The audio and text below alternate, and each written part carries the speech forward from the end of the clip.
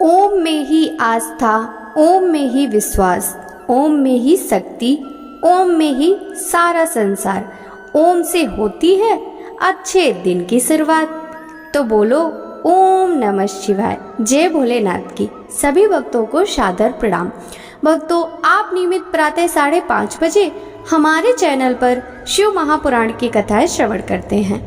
वहीं प्रातः 5 बजे पुरुषोत्तम मास महात्म्य की कथाएं भी श्रवण करते हैं। साथ ही सभी वारों की कथाएं, तिथि ज्ञान इत्यादि की जानकारी भी आप सभी को हमारे चैनल के माध्यम से दी जाती है। भक्तों, यदि अभी तक आपने चैनल को सब्सक्राइब नहीं किया है तो अवश्य ही कर ले। साथ ही बेल आइकन भी प्रेस कर ले, जिससे आने वाले हर नए वीडियो का नोटिफिकेशन आपको तुरंत ही मिल सके। शिव महापुराण के कल के अध्याय में आपने बाणासुर और दैत्य प्रलंब का वध, कार्तिकेय का कैलाश गमन, पार्वती द्वारा गणेश की उत्पत्ति, शिव गणों का गणेश से विवाद, शिव गणों से गणेश का युद्ध, गणेश जी का शिरोच्छेदन, पार्वती का क्रोध एवं गणेश को जीवन दान, गणेश गौरव, गणेश चतुर्थी व्रत का वर्णन, पृथ्वी परिक्रमा का आदेश, गणेश विवाह व कार्तिकेय का रुष्ट होने की कथा का रसपान किया था। भक्तों, आज के इस अध्याय में तारक पुत्रों की तपस्या एवं वरदान प्राप्ति, देवताओं की प्रार्थना, भगवान शिव का देवताओं को विष्णु के पास भेजना, नास्तिक शास्त्र का प्रादुर्भाव, नास्तिक मत से त्रिपुर का मोहित होना, त्रिपुर सहित उनके स्वामियों के वध की प्रार्थना, देवताओं द्वारा शिव स्तवन, दिव्य रथ का निर्माण की कथा का रसपान करेंगे। तो चलिए भक्तों, वीडियो शुरू करते हैं।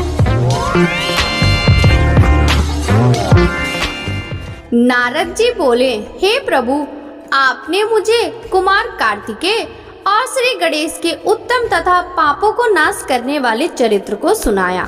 अब आप कृपा करके मुझे भगवान शिव के उस चरित्र को सुनाइए जिसमें उन्होंने देवताओं और इस पृथ्वी लोक के शत्रुओं, दुष्ट दानवों और राक्षसों को लोक हितार्थ मार गिराया। साथ ही महादेव जी द्वारा एक ही बार से 3 नगरों को एक साथ भस्म करने की कथा का भी वर्णन कीजिए।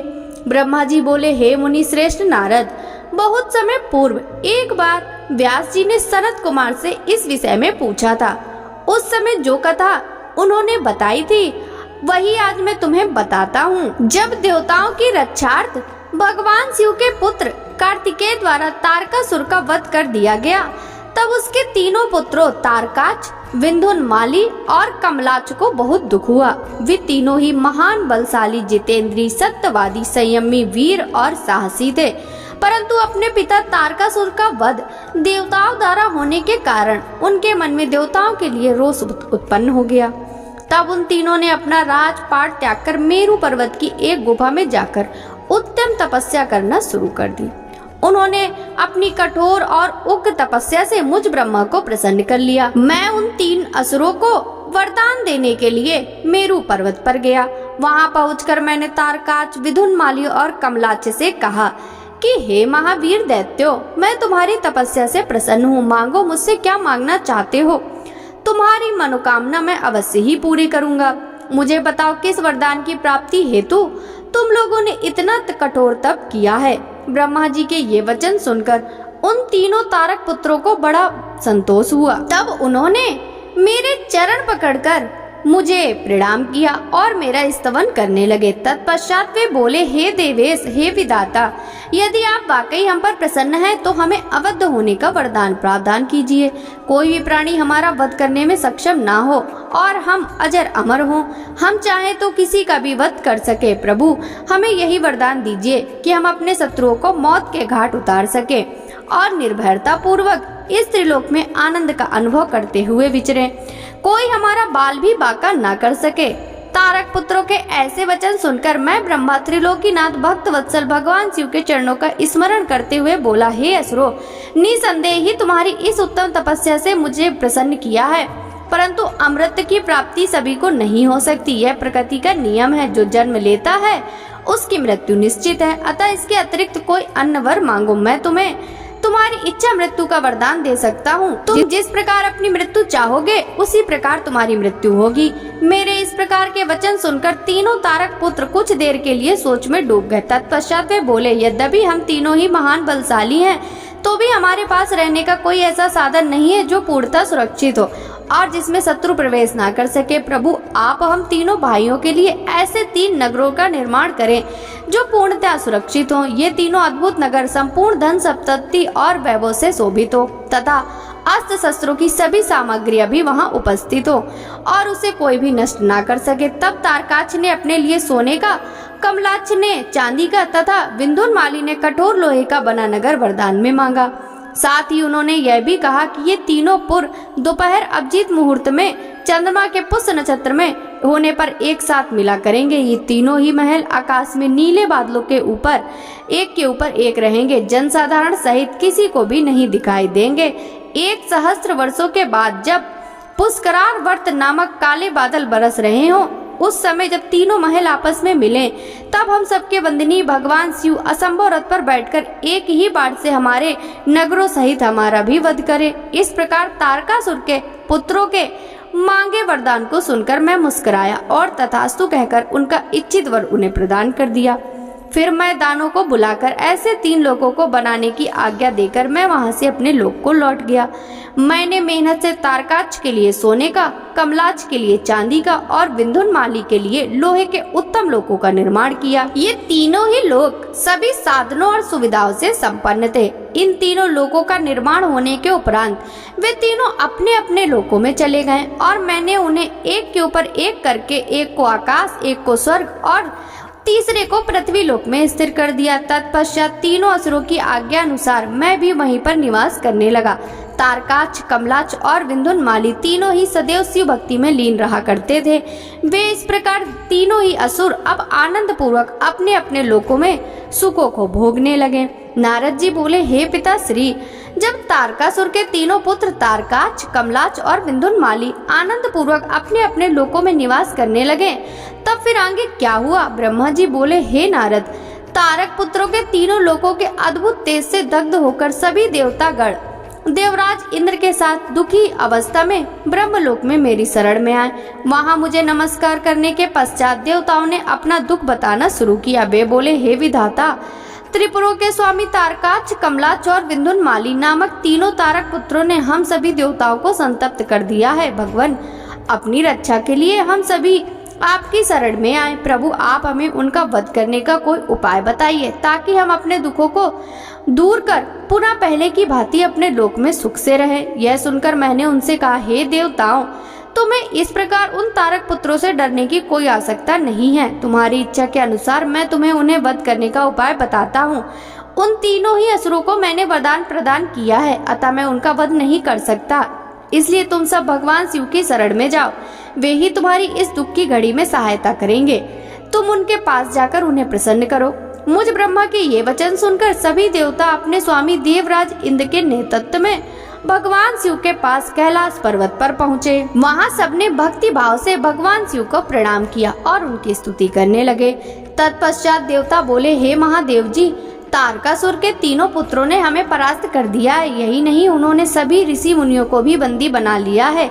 वे उन्हें यज्ञ नहीं करने देते। चारों ओर हाहाकार मचा हुआ है। उन्होंने इस त्रिलोक को अपने वश में कर लिया है और पूरे संसार को नष्ट करने में लगे हुए हैं। ब्रह्मा जी द्वारा इन तीनों को अवध होने का वरदान मिला है। इसी कारण वे तीनों बलशाली दानव मदांध हो चुके हैं और मनुष्यों और देवताओं को तरह तरह से प्रताड़ित कर रहे हैं। हे भक्त वत्सल, हे करुणा निधान, हम सब देवता परेशान होकर आपकी शरण में इस आशा के साथ आए हैं कि आप हम सबकी उन तीनों असुरों से रक्षा करेंगे तथा इस पृथ्वी और स्वर्ग को उनके आतंकों से मुक्ति दिलाएंगे। भगवान, इससे पहले कि वे इस जगत का ही विनाश कर दें, आप उनसे हम सबकी रक्षा करें। ब्रह्मा जी बोले, हे नारद, इस प्रकार सब देवताओं ने त्रिलोकीनाथ भगवान शिव को उन तीनों तारक पुत्रों के आतंक के विषय में सब कुछ कह बताया। तब वे सारी बातें सुनकर भगवान शिव बोले, हे देवताओं, मैंने तुम्हारे कष्टों को जान लिया है। मैं जानता हूँ कि तारकाक्ष, कमलाक्ष और विंध्यामाली ने तुम्हें बहुत परेशान किया हुआ है। परंतु फिर भी वे तीनों पुण्य कार्यों में लगे हुए हैं। वे तीनों मेरे भक्त हैं और सदा मेरे ध्यान में निमग्न रहते हैं। भला मैं अपने भक्तों को कैसे मार सकता हूँ? वे तीनों तारक पुत्र पुण्य संपन्न हैं। वे प्रबल होने के साथ साथ भक्ति भावना भी रखते हैं। जब तक उनका पुण्य संचित है और वे मेरी आराधना करते रहेंगे, मेरे लिए उन्हें मारना असंभव है, क्योंकि स्वयं ब्रह्मा जी के अनुसार मित्र दोष से बढ़कर कोई भी पाप नहीं है। जब वे तीनों असुर नियम पूर्वक मेरी पूजा आराधना करते हैं, तो मैं क्यों बिना किसी ठोस कारण से उनका वध करूं? हे देवताओं, इस समय मैं तुम्हारी कोई सहायता नहीं कर सकता, अतः तुम सब श्री हरि विष्णु के शरण में जाओ, अब वे ही तुम्हारा उद्धार करेंगे। भगवान शिव की आज्ञा पाकर सभी देवताओं ने उन्हें पुनः हाथ जोड़कर प्रणाम किया और श्री हरि विष्णु से मिलने के लिए उनके निवास बैकुंठ लोक की ओर चल दिए। उन्होंने अपने साथ मुझ ब्रह्मा को भी ले लिया। वैकुंठ लोक पहुंचकर सब देवताओं ने भक्ति पूर्वक श्री हरि को प्रणाम किया और उन्हें भगवान शिव द्वारा कही गई सब बातों से अवगत कराया। देवताओं की बातें सुनकर भगवान विष्णु बोले, हे देवताओं, यह बात सत्य है कि जहाँ सनातन धर्म और भक्ति भावना हो, वहाँ ऐसा करना उचित नहीं होता। तब देवता पूछने लगे कि प्रभु, हम क्या करें?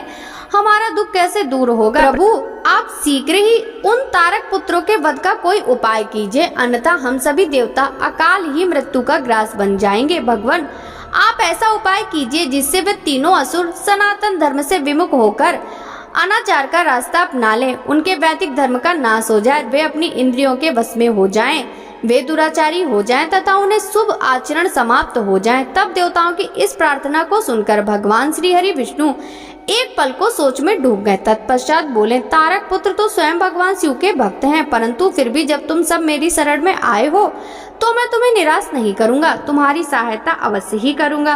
तब श्री हरि विष्णु ने मन ही मन यज्ञों का स्मरण किया। उनका स्मरण करते ही यज्ञगण तुरंत वहां उपस्थित हो गए।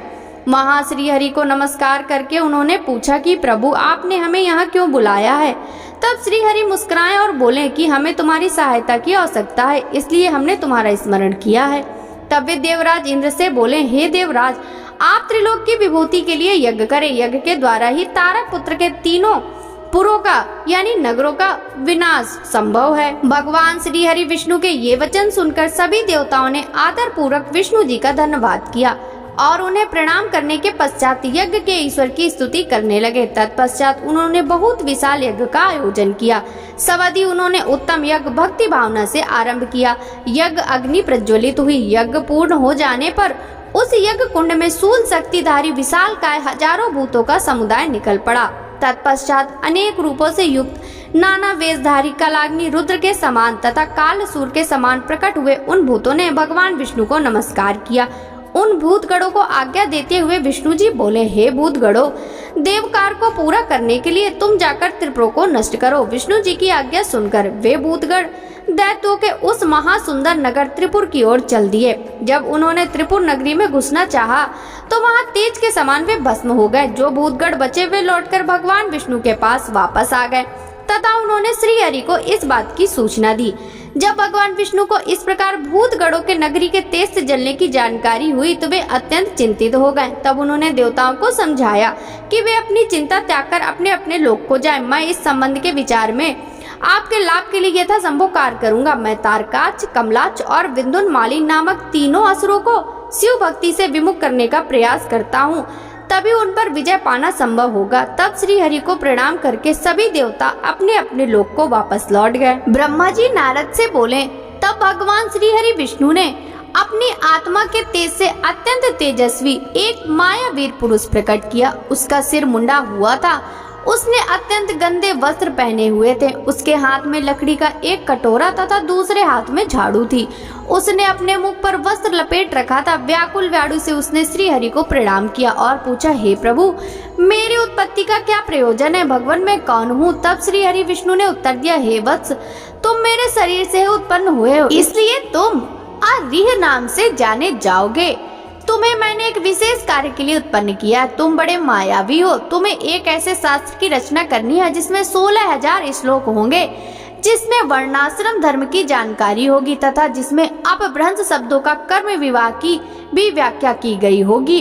विष्णु जी के इन वचनों को सुनकर अरिह ने उन्हें प्रणाम किया और बोला, मेरे लिए अब क्या आज्ञा है? तब श्री हरि ने उसे माया से रचित व अद्भुत शास्त्र पढ़ाया, जिसका मूल यह था कि स्वर्ग और नरक सब यही हैं, उनका अलग से कोई अस्तित्व नहीं है। तब विष्णु ने अरि को आज्ञा दी कि वह सब दैत्यों को जाकर शास्त्र पढ़ाए और उनकी बुद्धि का नाश करे।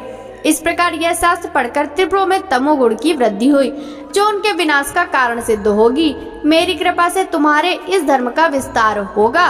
तत्पश्चात तुम मरु स्थल में निवास करना, तुम्हारा कार्य कलयुग आने पर ही पुनः आरंभ होगा। ऐसा कहकर श्री हरि विष्णु अंतर ध्यान हो गए। तब अरि ने भगवान विष्णु की आज्ञा के अनुसार अपने अनेक शिष्य बनाए और उन्हें मायामय शास्त्र की शिक्षा देना शुरू कर दी। विशेष रूप से उनके 4 शिष्य बने, जिनको उन्होंने कृषि, पत्ति, कीर और उपाध्याय नाम प्रदान किया। वे चारों शिष्य अपने गुरु के समान ही आचरण करने वाले थे। उनका एक ही धर्म था, पाखंड। वे नाक पर कपड़ा लपेटे गंदे वस्त्र धारण करके इधर उधर घूमते रहते थे। एक दिन अरि ने अपने चारों शिष्यों को अपने साथ लेकर त्रिपुर नगर में चल दिए। वहां पहुंचकर उन्होंने अपनी माया फैलानी आरंभ की, परंतु भगवान शिव की कृपा से उस त्रिपुरी में उनकी माया का प्रभाव नहीं हो रहा था। तब उन्होंने व्याकुल होकर भगवान विष्णु का स्मरण किया। भगवान विष्णु ने अलौकिक गति से सब बातें जान ली। भगवान शिव का ध्यान करते हुए विष्णु जी ने, हे नारद, तब तुम्हारा स्मरण किया। अपने स्वामी के स्मरण करते ही तुम तत्काल उनकी सेवा में उपस्थित हुए। उन्हें प्रणाम करके तुमने याद करने का कारण पूछा। तब श्री हरि ने तुम्हें आज्ञा प्रदान की कि तुम अरि और उनके शिष्यों को साथ लेकर त्रिपुर नगरी में प्रवेश करो और वहां के निवासियों को मोहित करके उन्हें माया से ओतप्रोत उस शास्त्र की शिक्षा प्रदान करो। अपने आराध्य भगवान श्री हरि की आज्ञा शिरोधार कर तुम उन पाखंडी ब्राह्मणों को साथ लेकर त्रिपुर नगरी की ओर चल दिए। वहां जाकर तुम तारकाक्ष, कमलाच और विद्युन्माली नामक त्रिपुर स्वामियों से मिले तथा उनसे उस मायामय शास्त्र की प्रशंसा करने लगे। तुमने उन्हें बताया कि तुम इसी शास्त्र से शिक्षा ग्रहण करते हो। यह बात जानकर उन त्रिपुर स्वामियों को बड़ा आश्चर्य हुआ और वे उस मायामय शास्त्र की माया से मोहित होने लगे। तब उन्होंने अरि को अपना गुरु बना लिया और उनसे दीक्षा लेने लगे।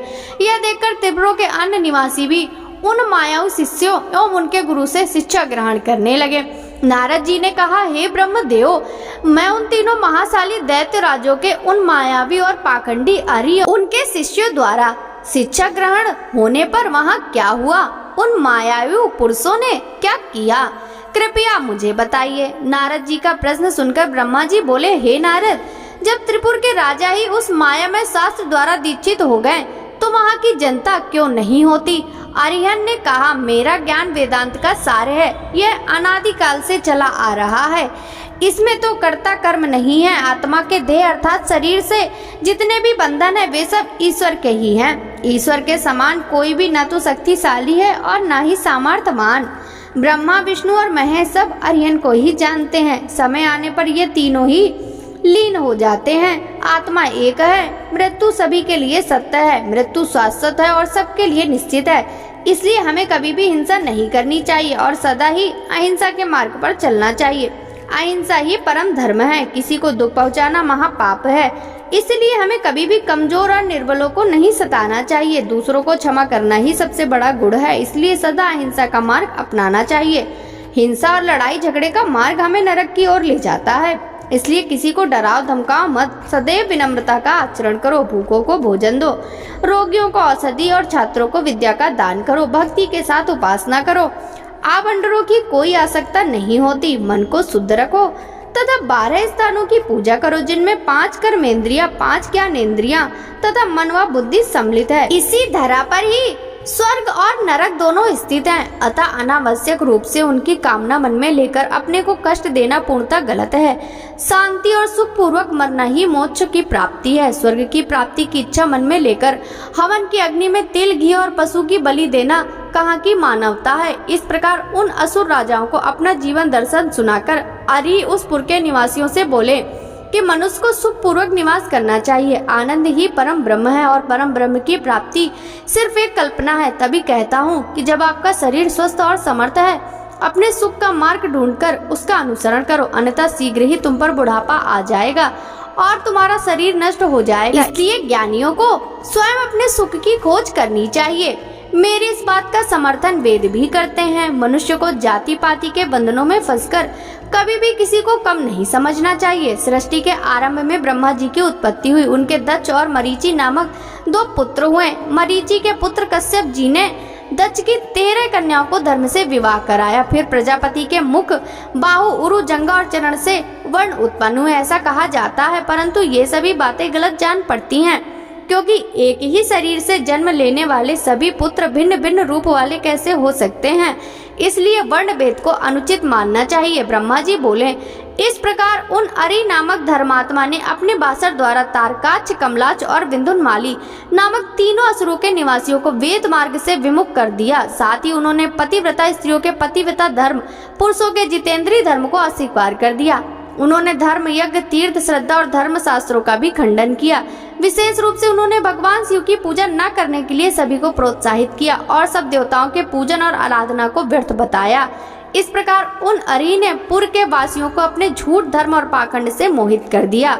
इस प्रकार वहाँ अधर्म फैल गया। तत्पश्चात भगवान श्री हरि विष्णु की माया से देवी महालक्ष्मी भी उन त्रिपुरों में अपना अनादर देख उस स्थान को त्याग कर चली गई। व्यास जी ने पूछा, हे सनत कुमार जी, जब उन त्रिपुर स्वामियों की बुद्धि उनकी प्रजा सहित मोहित हो गई तब क्या हुआ, कौन सी घटना घटी? प्रभु कृपा कर इस विषय में मेरे ज्ञान को बढ़ाइए। तब व्यास जी के प्रश्न का उत्तर देते हुए सनत कुमार जी बोले, हे महर्षि, जब उन तीनों पुरों का मुख पूर्व दिशा की ओर हो गया और तारकाक्ष, कमलाच और विंध्यामाली नामक दैत्यों ने भगवान शिव का पूजन और अर्चन छोड़ दिया, तब उनके राज्य में चारों ओर दुराचार फैल गया। उस समय भगवान विष्णु और ब्रह्मा जी सभी देवताओं के साथ भगवान शिव की स्तुति करने कैलाश पर्वत पर गए। वहां पहुंचकर उन्होंने शिव जी को साष्टांग प्रणाम किया।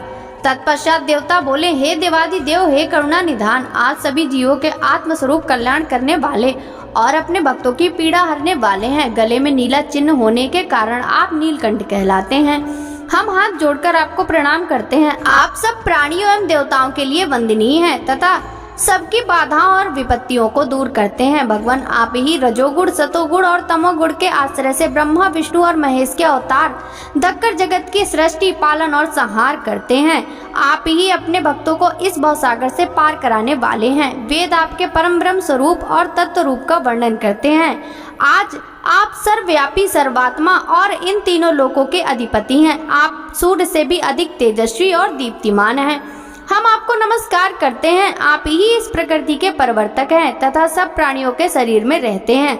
ऐसे परमेश्वर को हम प्रणाम करते हैं। हे शिव शंभो, तारकाक्ष, कमलाच और विंध्यामाली नामक त्रिपुर स्वामियों ने हम देवताओं को अनेकों प्रकार से प्रसन्न व प्रताड़ित किया है। वे देवताओं का विनाश करने के लिए उन्मुख हैं। हे प्रभु, हम आपकी शरण में आए हैं। भगवान, उन असुरों का विनाश करके हमारी रक्षा कीजिए। इस समय तीनों असुरों ने धर्म मार्ग को छोड़ दिया है और नास्तिक शास्त्र का पालन कर रहे हैं। आपकी इच्छा के अनुरूप तारकाक्ष, कमलाच और विंध्यामाली तीनों धर्म कर्म से विमुख हो गए हैं, अतः अब आप उनका वध कर देवताओं को मुक्ति दिलाइए। इस प्रकार कहकर सभी देवता चुप होकर मस्तक झुकाकर खड़े हो गए। तब भगवान शिव बोले, हे देवताओं, तारकाक्ष, कमलाच और विंध्यामाली तीनों ही यद्यपि धर्म से विमुख होकर धन, वैभव और ऐश्वर्य में डूबकर सब कुछ भूल गए हैं, परंतु फिर भी वे मेरे असीम भक्त रहे हैं। जब भगवान विष्णु ने उन त्रिपुर स्वामियों को वहां की प्रजा के साथ मोहित कर धर्म कर्म से विमुख कर दिया, तो वे स्वयं ही उनका वध क्यों नहीं कर देते? शिव जी के ये वचन सुनकर ब्रह्मा जी बोले, हे परमेश्वर, आप भक्त वत्सल हैं। पाप आपसे कोसों दूर भागता है। प्रभु, आपकी आज्ञा के बिना इस जगत में पत्ता तक नहीं हिलता। भगवान, आपकी इच्छा के अनुरूप ही विष्णु जी ने उन सबको मोहित कर पथ भ्रष्ट किया है। अब आप उन त्रिपुर स्वामियों का वध करके इस जगत का उद्धार कीजिए। प्रभु, आप तो इस जगत का आधार हैं। हम सब आपके सेवक हैं और आपकी आज्ञा अनुसार कार्य को पूरा करते हैं। आप सम्राट और हम आपकी प्रजा हैं। ब्रह्मा जी के इन वचन को सुनकर भगवान शिव प्रसन्न होकर बोले, हे ब्राह्मण, आप मुझे देवताओं का सम्राट कह रहे हैं, पर आप ऐसा कैसे कह सकते हैं, जबकि आप जानते हैं कि मेरे पास ना तो कोई दिव्य रथ है और ना ही कोई सारथी है। फिर भला मैं कैसे उन सर्व सुविधा संपन्न त्रिपुर स्वामियों को युद्ध में परास्त कर पाऊंगा? मेरे पास तो धनुष भी नहीं है जिनसे मैं उन दैत्यों का वध कर सकूं। भगवान शिव के ये कहते ही सब देवता प्रसन्न हो गए। उन्होंने कहा कि प्रभु, यदि आप उनका वध करने के लिए तैयार हो तो हम सभी आपके लिए रथ तथा अन्य शस्त्र सामग्री का प्रबंध कर देंगे। सनत कुमार जी बोले, हे व्यास जी, जैसे ही शरणागत भक्त वत्सल भगवान शिव ने देवताओं की प्रार्थना स्वीकार कर तारकाक्ष, कमलाच और विंध्यामाली का वध करने का मन बनाया, उसी समय देवी पार्वती अपने पुत्र को गोद में लेकर वहां आई। तब जगत जननी माँ जगदम्बा को आता देख ब्रह्मा विष्णु सहित अन्य देवताओं ने हाथ जोड़कर उन्हें प्रणाम किया। अपने पुत्र को देख भगवान शिव उन्हें प्यार करने लगे। तब देवी पार्वती भगवान शिव को अपने साथ लेकर अपने भवन के भीतर चली गईं। भगवान शिव के इस प्रकार बिना कुछ कहे अपने भवन में चले जाने के कारण सब देवता बहुत दुखी हो गए, परंतु उन्होंने वहीं खड़े रहकर भगवान शिव की प्रतीक्षा करने का निर्णय किया। उस समय वे दैत्यों के भाग्य की प्रशंसा करने लगे। वे सब देवता वहीं शिव जी के भवन के द्वार पर खड़े थे। तभी भगवान शिव के गण अपने स्वामी के द्वार के सामने भीड़ जमा देखकर उन पर आक्रमण कर दिया। देवता इस अनजान खतरे से संभल ना सके और अपनी प्राणों की रक्षा के लिए इधर उधर दौड़ने लगे। कई साधु और ऋषिगण गिर पड़े। चारों ओर हाहाकार मच गया।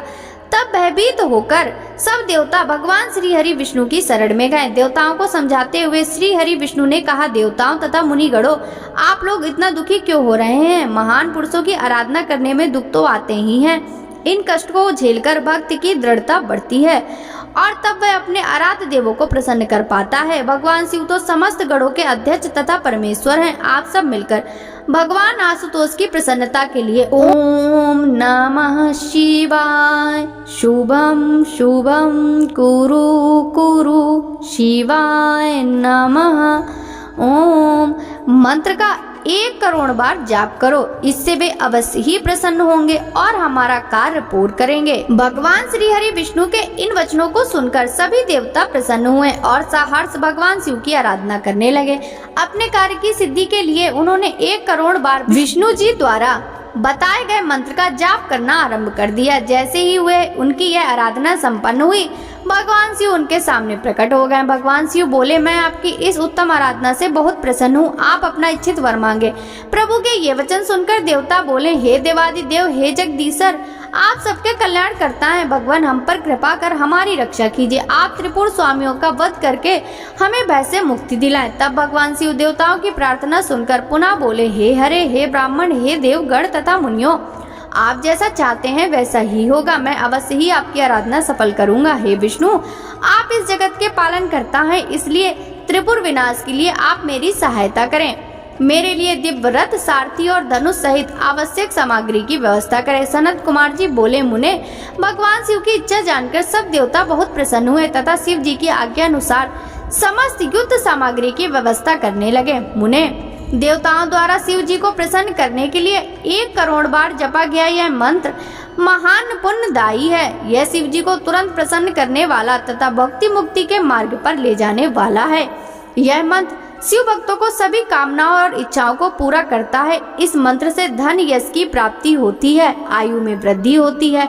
यह निष्काम मनुष्यों के लिए मोक्ष प्राप्ति का साधन है। जो मनुष्य भक्ति भाव और शुद्ध हृदय से इस मंत्र को जपता है, उसकी सभी अभिलाषाएं भक्त वत्सल कल्याणकारी भगवान शिव अवश्य ही पूरी करते हैं। व्यास जी ने सनत कुमार जी से पूछा, हे सनत कुमार जी, आप अत्यंत बुद्धिमान और सर्वज्ञ हैं। आपने मुझे इस अद्भुत शिव कथा सुनाने की कृपा की है। मुनि, जब भगवान शिव ने देवताओं के अभिष्ट कार्यों को पूरा करने के लिए त्रिपुर स्वामियों का वध करने हेतु विष्णु जी से दिव्य रथ का निर्माण करने के लिए कहा, तब विष्णु जी ने क्या किया? दिव्य रथ का निर्माण किसने और कैसे किया? सूत जी बोले, हे मुनि, व्यास जी की यह बात सुनकर सनत कुमार जी ने भगवान शिव के चरणों का ध्यान करके कहा, भगवान शिव के लिए दिव्य रथ का निर्माण करने के लिए देवताओं ने अपने शिल्पीकार विश्वकर्मा जी को बुलाकर उन्हें यह कार्य सौंपा। तब भगवान शिव के अनुरूप ही विश्वकर्मा ने उनके लिए रथ का निर्माण किया। उस रथ के समान कोई दूसरा रथ नहीं था। वह दिव्य रथ सोने का बना हुआ था। उस रथ के दाएं पहिए में सूर्य और बाएं पहिए में चंद्रमा लगे हुए थे। सूर्य के पहिए में 12 अर्रे लगे हुए थे जो 12 महीने का प्रतिनिधित्व कर रहे थे। चंद्रमा के पहिए में लगे 16 अर्रे चंद्रमा की 16 कलाओं का प्रदर्शन कर रहे थे। ब्रह्मांड में विद्यमान अश्विनी आदि 27 नक्षत्र उस रथ के पीछे बाग की शोभा बढ़ा रहे थे। 6 ऋतुओं सूर्य और चंद्रमा के बने पहियों की धुरी बनी अंतरिक्ष रथ के आगे का भाग और मंदराचल पर्वत उस रथ में बैठने का स्थान बना तथा समविस्तर रथ का वेग बनकर उसे गति प्रदान करने लगा। इंद्रियां उस दिव्य रथ को चारों ओर से सुसज्जित किए थी तथा श्रद्धा रथ की चाल बनी। वेदों के अंग, रथ के भूषण तथा पुराण, अन्य मीमांसा तथा धर्मास्त्र आदि रथ की शोभा बढ़ाने लगे। महान तीर्थ पुष्कर दिव्य रथ की ध्वजा पताका बनकर फहरने लगा।